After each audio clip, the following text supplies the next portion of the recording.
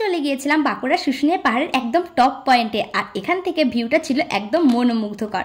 প্রথমেই নমস্কার তোমাদের সবাইকে, কেমন আছো তোমরা সবাই? আশা করি তোমরা সবাই খুব খুব ভালো আছো, আর আমিও খুব ভালো আছি। আমার চ্যানেলে তোমাদের অনেক অনেক স্বাগত জানাই। আজ সকাল সকাল পৌঁছে গিয়েছিলাম শুশুনিয়া পাহাড়ে। আর দেখো আমার পেছনে কিন্তু পাহাড়টা দেখা যাচ্ছে। সকালে এখানকার পরিবেশটা কিন্তু বেশ ঠান্ডা ঠান্ডাই ছিল। চলো তোমাদেরকে একবার সকালে পাহাড়ের ভিউটা একবার দেখিয়ে দিই। এই হচ্ছে সেই শুশুনিয়া পাহাড়। সকাল সকাল পাহাড়ের সূর্যোদয় দেখাটা কিন্তু এক অন্যরকম অনুভূতি। আর এটা সামনে থেকে দেখতে আরও অনেক বেশি সুন্দর লাগছিল। প্রকৃতির সব কিছু থেকে আমরা কোনো না কোনো কিছু শিখতে পারি, সেরকম পাহাড়কে দেখেও কিন্তু আমরা অনেক কিছু শিখতে পারি। পাহাড়ের এই শান্ত স্নিগ্ধ পরিবেশে এসে মনটাও একদম শান্ত হয়ে গেল।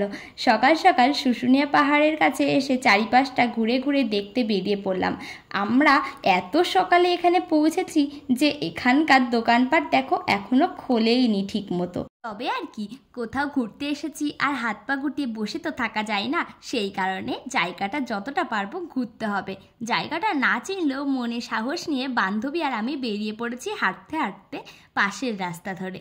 কোথায় যে যাচ্ছি আমরা নিজেরাও জানি না। মনে মনে একটু ভয়ও লাগছে অবশ্য, যেহেতু অচেনা জায়গা, কিন্তু তাতে কি, মনে সাহস নিয়ে একদম বেরিয়েছি। যেতে তো একটু হবেই। অ্যাট লাস্ট আমরা এই জায়গাটায় এসে একটু ফটো টটো তুলে আমরা আমাদের হোটেলের দিকে রওনা দিলাম। সেখানে একটু খাওয়া দাওয়া করলাম আর একেবারে রেডি হয়ে বেরিয়ে পড়েছি পাহাড়ে ওঠার জন্য। এখন সবাই মিলে যেই রাস্তাটা দিয়ে পাহাড়ে উঠবো সেই দিকেই যাচ্ছি। দেখো দেখতে দেখতে আমরা চলে এসেছি। আর এটাই হলো পাহাড়ে ওঠার মানে একদম ওপরে ওঠার সেই রাস্তা। পাহাড়ের ওঠার প্রথমেই ছিল একদম এই রকম খাড়া রাস্তা। একটু যেতে না যেতেই আমরা হাঁপিয়ে যাচ্ছি, তাই একটু বসে রেস্ট নিয়ে নিচ্ছি। তবে আর কি, আবার মনে জোর নিয়ে পাহাড়ে এই আঁকা বাঁকা রাস্তা ধরে এগোতে লাগলাম। চারিপাশে দেখো কত জঙ্গল। এরপরে আমরা এই ভিউ পয়েন্টে পৌঁছালাম। এখান থেকে কিন্তু নিচে সব কিছুই দেখা যাচ্ছিল। আমি তোমাদেরকে একটু জুম করে দেখাচ্ছি। এখান থেকে চারিপাশটা দেখতে এত সুন্দর লাগছিল যে তোমাদেরকে মুখে বলে বোঝানো যাবে না। তবে এখানেই শেষ না, আমরা যাব আরও ওপরে, মানে আরও ওপরে। দেখো কথা বলতে বলতে চলে এসেছি এই পাহাড়ের ওপরে। না, এটাকে পুরোপুরি ওপর বলা চলে না, কেননা আমরা এই পাহাড় থেকে নেমে আবার উঠব পরের পাহাড়ে। এখানে এসে মনে হচ্ছিল যে এই আনন্দ অন্য কাউকে ভাগ করা যাবে না। এত ভালো লাগছিল এখান থেকে ভিউটা। চারিপাশটা দেখো কত সুন্দর। এখান থেকে ভিউটা ছিল একদম বাকরুদ্ধকর। এখান থেকে মনে হচ্ছিল যে মেঘগুলোকেও যেন আমরা বোধহয় ধরতে পারবো। এই সবুজে মোড়া পাহাড় আর তার সঙ্গে আছে এই সুন্দর ভিউ, এ যেন স্বপ্নকেও হার মানায়। প্রকৃতিকে যদি কেউ একটু কাছ থেকে অনুভব করতে চাও, তাহলে আমি বলবো একটিবার অন্তত পাহাড়ে এসো। পাহাড়ের এই সবুজে মোড়া শান্ত পরিবেশ আমাদের দৈনন্দিন জীবনটাকে এক অন্যরকম জগতে নিয়ে যায়। চারিদিক থেকে কিন্তু এত সুন্দর ভিউ, সত্যি বাকরুদ্ধকর। আমরা এখন যেখানে দাঁড়িয়ে আছি সেটা কিন্তু বেশ ভালোই উঁচুতে, পাহাড়ের উপরে একদম সবুজ চাদরে মোড়া। এখান থেকে কিছু ফটো তুলে আমরা এগোলাম উপরের দিকে। কিন্তু এরা তো এখানে এসে খেলতেই আরম্ভ করে দিয়েছে। তবে আর কি, আমি সেই ফাঁকে পরিবেশের এই সুন্দর মুহূর্তটাকে অনুভব করছিলাম।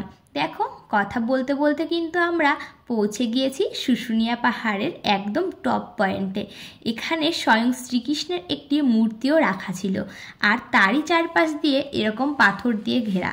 স্বয়ং শ্রীকৃষ্ণকে দেখে মনে হচ্ছিল যে তাকে দেখার জন্যই হয়তো এতটা আঁকা বাঁকা ভয়ঙ্কর পাথরের রাস্তা পার করে এখানে আসা। এখানে তো বেশিক্ষণ থাকতে পারবো না, কারণ আমাদেরকে আবারও এতটা পথ পাড়ি দিয়ে পাহাড়ের নিচে নামতে হবে। দেখো এখান থেকে কিন্তু আমরা আগে যেই পাহাড়ে উঠেছিলাম সেই পাহাড়টাও দেখা যাচ্ছে। দেখো আমি তোমাদেরকে একটু জুম করে দেখাই। এখান থেকে কিন্তু ভিউটা খুব সুন্দর ছিল। দেখো আমরা ছিলাম ওই পাহাড়ের ওপরে, ওখান থেকে নেমে আবার আমরা এই পাহাড়ে উঠেছি শুধুমাত্র এই সুন্দর দৃশ্যটা দেখার জন্য। এখান থেকে চারিপাশটা দেখতে এত সুন্দর লাগছিল যে এটা সত্যিই ভাষায় প্রকাশ করা যাবে না। এ এক প্রকৃতির অন্যরকম সৃষ্টি। আগেই বললাম আমরা ওপরে বেশিক্ষণ থাকতে পারবো না, আমাদেরকে তাড়াতাড়ি নিচে যেতে হবে। এখন শুরু হলো আমাদের পাহাড় থেকে নিচে নামার পালা। আমরা খুবই সাবধানে নামছিলাম, কারণ একটু এদিক ওদিক হলেই পড়ে যাওয়ার সম্ভাবনা ছিল। অনেক বড় বড় পাথরের উপর দিয়ে আমরা উপরে উঠেছিলাম। তখন যেমন কষ্ট হয়েছিল, এখন নামার সময় তেমনই ভয় লাগছিল। আমি তোমাদেরকে কতটা বোঝাতে পারছি জানি না, তবে আমার পেছনে দেখলে বুঝতে পারবে যে এটা কতটা ভয়ঙ্কর খাড়া রাস্তা। এখান থেকে নামতে আমাদের অনেকটাই সময় লেগে যাচ্ছিল। আর তোমরাও এখানে আসলে একটু সময় নিয়েই নামবে, কারণ এখানকার রাস্তাটা এতটাই খাড়া যে একটু এদিক ওদিক হলেই পড়ে যাওয়ার সম্ভাবনা রয়েছে। আর যারা পাহাড়ে উঠবে বলে ভাবছো, তারা অবশ্যই একটি জলের বোতল সঙ্গে রাখবে, কারণ পাহাড়ে উঠতে গেলে জল তৃষ্ণা পাবেই, আর পাহাড়ের ওপরে কিন্তু জল পাবে না। তাই বলছি একটি অন্তত জলের বোতল সঙ্গে রেখো। আর যেটা অবশ্যই বলা প্রয়োজন, তোমরা বুট জুতো পরে এসো, না হলে স্লিপ কাটার সম্ভাবনাটা কিন্তু অনেকটাই বেশি। আর স্লিপ কেটে যদি একবার কেউ পড়ো, তাহলে আঘাত লাগার সম্ভাবনাটাও কিন্তু অনেকটাই বেশি, যেহেতু চারিদিকেই পাথর। আমরা এখন পাহাড়ের ঘন জঙ্গলের মধ্যে দিয়ে এগিয়ে চলেছি, কিন্তু রাস্তা এখনও শেষই হচ্ছে না। হাঁটতে হাঁটতে পা ব্যথা হয়ে গেছে। কি আর করার, উঠে যখন পড়েছি নামতে তো হবেই। তবে হ্যাঁ, কষ্ট একটু হলেও বেশ ভালোই লাগছিল। আগেই বলেছি, প্রকৃতিকে একটু কাছ থেকে অনুভব করতে চাইলে একটিবার অন্তত পাহাড়ে এসো। পাহাড়ের এই সৌন্দর্যতে হারিয়ে যেও, প্রকৃতিকে একদম মন প্রাণ খুলে অনুভব করো। আমার মনে হয় প্রকৃতির সৌন্দর্যের কাছে হয়তো অনেক কিছুই হার মানবে, তাই না?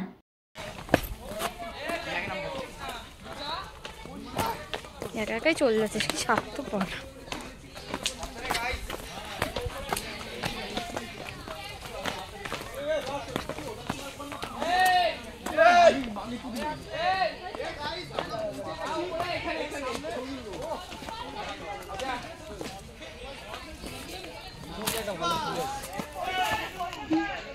দেখো তো এই জায়গাটা চিনতে পারছো কিনা? ওই যে পাহাড়ে ওঠার সময় এই ভিউ পয়েন্টে দাঁড়িয়েছিলাম, যেখান থেকে নিচে সব কিছু স্পষ্টভাবে সবটা দেখা না গেলেও অল্প অল্প দেখা যাচ্ছিল।